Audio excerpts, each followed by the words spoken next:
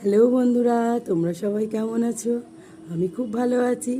তো তোমাদেরকে জানলা দিয়ে আমি একটা গাছ দেখাচ্ছি।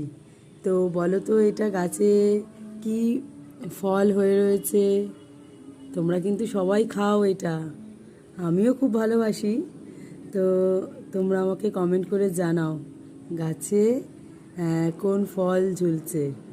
তো চলো আজকে দুপুরবেলা কী কী রান্নাবান্না করলাম সেটা তোমাদের সাথে একটু শেয়ার করি।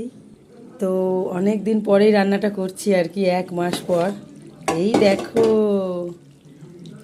চিকেনের লাল লাল ঝোল। দেখেছো কালারটা কেমন হয়েছে? আমাকে কমেন্ট করো তো। আজকে চিকেন হালকা করে একটু ঝোল করব। এই যে চিকেনের কালার, আর শাক ভাজা হয়ে গেছে, ভাত হয়ে গেছে, বেতো শাক ভেজেছি। আর যে গাছটা দেখালাম সেই গাছটার একটা টক ঝাল